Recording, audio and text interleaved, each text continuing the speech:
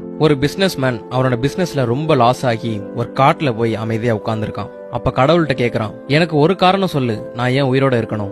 என் வாழ்க்கையில நான் எல்லாத்தையுமே இழந்துட்டேன். இந்த வாழ்க்கையில நான் இனி என்ன பண்ண போறேன்? அப்பதான் ஒரு குரல் கேக்குது. கடவுள் அவன்கிட்ட பேசுறாரு, நான் இந்த பூமியில புல்லோட விதைகளையும் மூங்கிலோட விதைகளையும் ஒரே நேரத்துல தான் விதைச்சேன். ரெண்டையும் நல்லா பாத்துக்கிட்டேன். புல்லு உடனே வளர ஆரம்பிச்சிருச்சு. அந்த நிலம் ஃபுல்லா பச்சை பசேல்னு ஆயிருச்சு. ஆனா மூங்கில் வளரவே இல்ல. ஒரு சேஞ்சுமே அதுகிட்ட இருந்து தெரியல. ஆனா அதை நான் கேர் பண்றதை நான் நிறுத்தல. புல்ல எப்படி பாத்துக்கிறனோ அதே மாதிரிதான் அந்த மூங்கிலையும் பாத்துக்கிட்டேன். 1 வருஷம் ஆச்சு, மூங்கில் வளரல. 2வது வருஷம் ஆச்சு, புல்லு நல்லா அடர்த்தியா வளர்ந்துருச்சு. ஆனா மூங்கில்ட்ட இருந்து ஒரு சேஞ்சுமே இல்ல.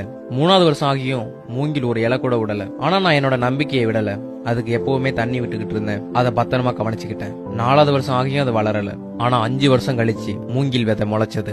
6 மாசத்துல புல்ல விட 20 அடி அதிகமா வளர்ந்து நின்னுச்சு. மூங்கி வளர்றதுக்கு 5 வருஷம் எடுத்துக்கிச்சு. அந்த 5 வருஷமும் அதோட வேரை பலப்படுத்திக்கிட்டு இருந்திருக்கு. அப்பதான் அதால 20 அடி வளர்ந்து நிக்க முடியும். நான் சொல்றதை என்னைக்கும் மறந்துடாத. உன்னோட வாழ்க்கையில நீ சந்திக்கிற கஷ்டங்கள் உன்னோட வேரை உறுதிப்படுத்திக்கிட்டு இருக்கு. அது உன்னை பலசாலியாக்குது. நான் மூங்கில என்னைக்கும் கைவிட்டதில்ல. அது மாதிரி உன்னையும் நான் என்னைக்கும் கைவிட மாட்டேன். அதனால உன் முயற்சியை நீ என்னைக்குமே கைவிட்டுறாத.